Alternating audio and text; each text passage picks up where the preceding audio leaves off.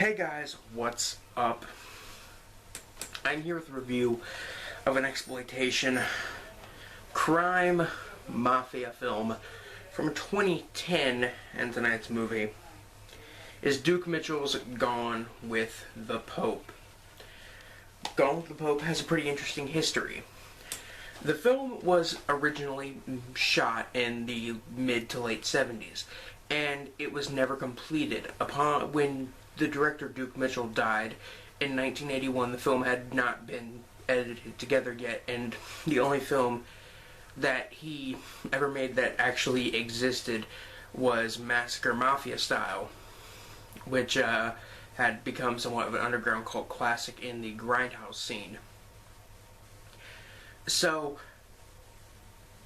after his death, the two owners of Grindhouse Releasing, who put out Gone with the Pope on Blu-ray and DVD, they looked in his garage, or a storage unit, and they found this film, uncompleted. They just found the raw footage, and it took them 15 years to properly edit the film together and make it as perfect as they possibly could and as complete as they possibly could, and released it in 2010.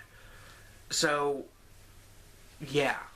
Now, the plot of this film, which this film was lost for over 30 years, so this is going to be an interesting one, but the plot of this film is that Duke Mitchell, who is the director, plays Paul, a member of the mafia who decides to kidnap the Pope in order to hold him hostage, and the ransom is going to be $1 from every single Catholic in the world, which, considering there are a lot of Catholic people, that is quite a bit of money.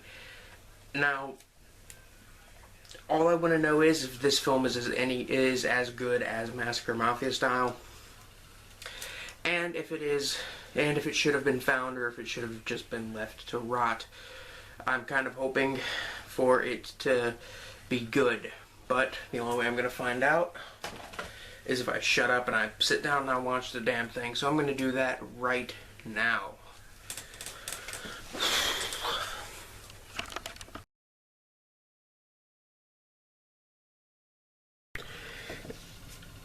So the movie opens with a narration about basically Genesis and how the earth was created according to the Bible.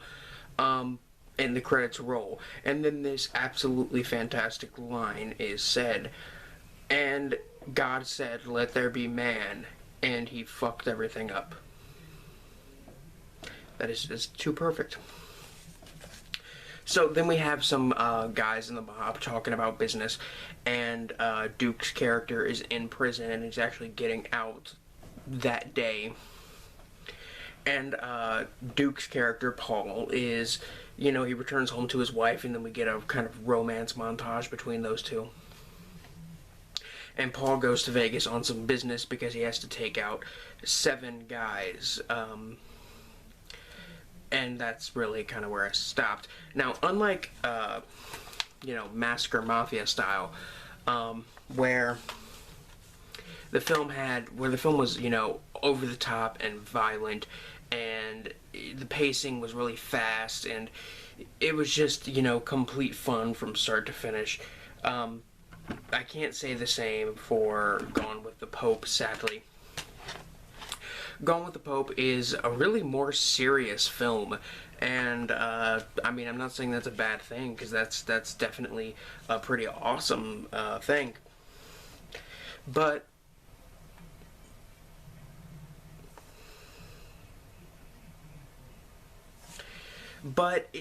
just because it's not as fast-paced, as over-the-top and fun as Massacre Mafia Style does not mean it's a bad movie.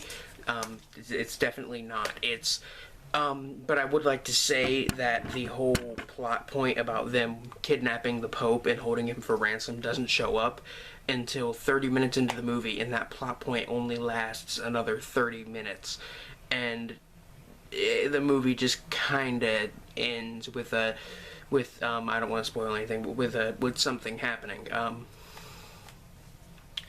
So yeah, the acting in this film is actually pretty decent. Same with the writing, much like in Massacre Mafia style.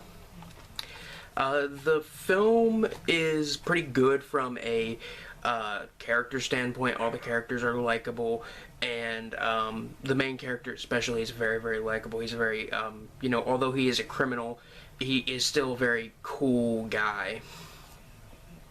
Um, but again, I'm gonna say everything from a technical standpoint, lighting, camera work, sound mix, all good. Considering that this is a film that was made in like '76, and it was lost for 30 years in a garage, exposed to I don't know how many elements, and it took 15 years to restore. It looks pretty damn good quality. Now, it still does look like it is from the 70s. It has that, very 70s kind of visual aspect to it that you can tell the difference between a modern, like a film that's modern, made in the style of the 70s versus something that was actually made in the 70s. I liked this movie. I really did. I should probably talk about the effects. What there is of effects is pretty good. But I like this movie. I'm not gonna lie. It's entertaining. It's fun. Definitely not as fun as Massacre Mafia style, but still very interesting. And personally, I didn't think it ever got that boring. There was always something going on to keep it interesting, much like in the spaghetti western, The Good, the Bad, and the Ugly. Like, that movie runs for 3 hours, and when I first watched it, I wasn't bored at all during it because things kept happening. Different things happened. It wasn't just the same thing happening over and over. The plot kind of kept changing on you, and that's kind of what this movie does. Like, first it's about him taking out 7 guys, then it's about him sailing around the world, then it's about kidnapping the Pope. The plot changes in this film a lot. The music's pretty good, I'm not gonna lie. Although, some people might be turned off by the kind of classic lounge music, as well as the, music that's in Italian. Like I said, a very fun, cool, interesting film. Not as good as Massacre Mafia style, as I said before. On the gore meter from 1 to 10, 1 being something like Nosferatu, and 10 being something like Brain Dead. Gone with the Pope is probably a 2, maybe 3. Like, there's maybe 2 scenes I can think of that have pretty decent pretty decent, a decent level of violence. Meanwhile, there are quite a few scenes in Massacre Mafia style which contain a lot of violence, even if it's not ultra graphic.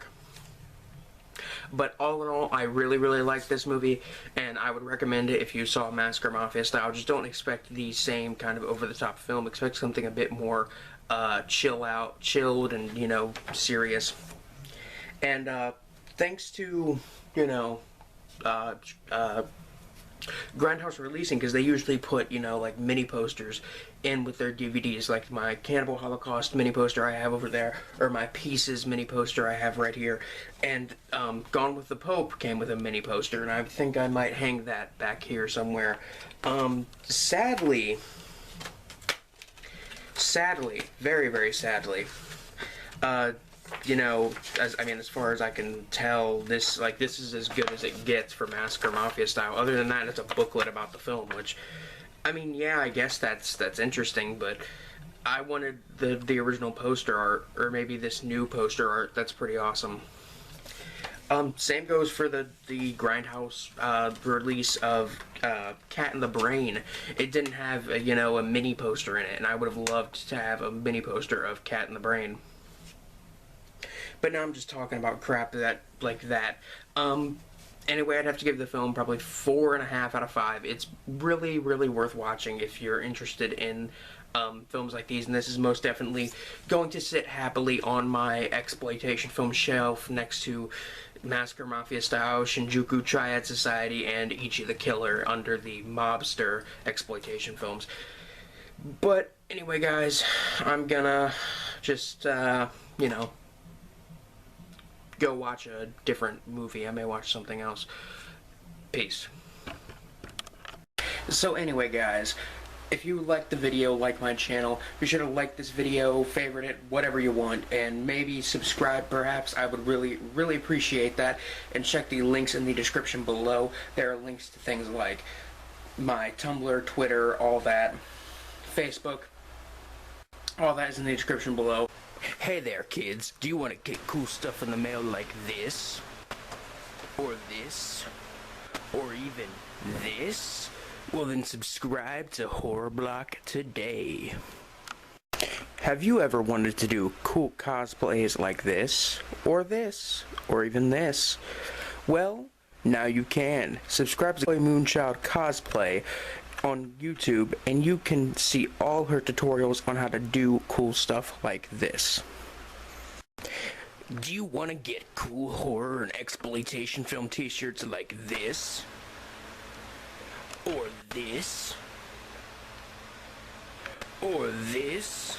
Well, then go to RottenCotton.com to check out all of their premium t-shirts.